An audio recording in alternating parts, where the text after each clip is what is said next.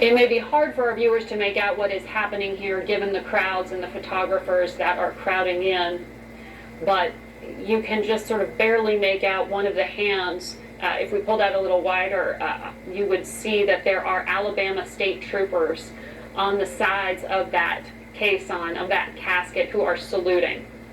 And that was a choice, that is a statement, certainly, given that there were Alabama state troopers back in 1965 who beat those marchers, those civil rights marchers that John Lewis led in that procession that day from Brown Chapel across Edmund Pettus Bridge to where we are watching him now on this final crossing, with that military honor guard now moving his casket, his flag draped coffin, into the hearse. That hearse will escort his body to the Montgomery capital of Alabama, where he will lie in state there.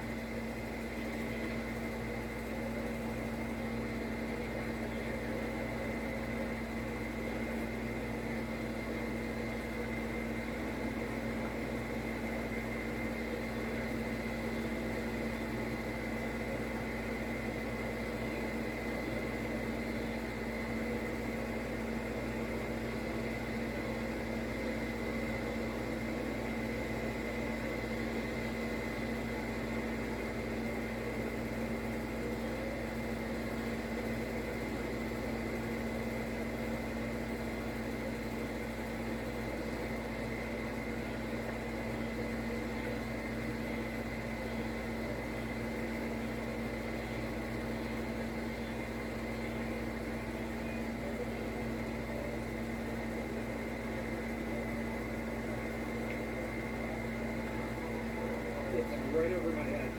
That's right over my head.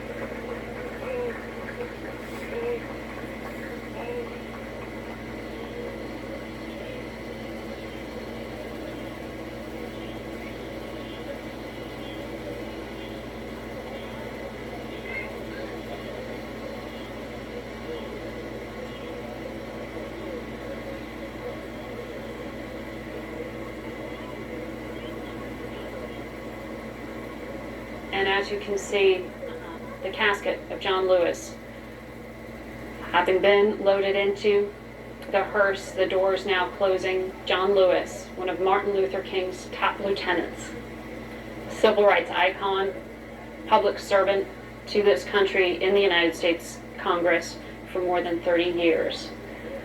And he will be remembered throughout this week. Here on CBS News, across the country, he will go now to the Alabama Capitol, lie in state there, then come to Washington, and finally, later this week, will be laid to rest in his home state of Georgia. And we are going to leave you all with these final images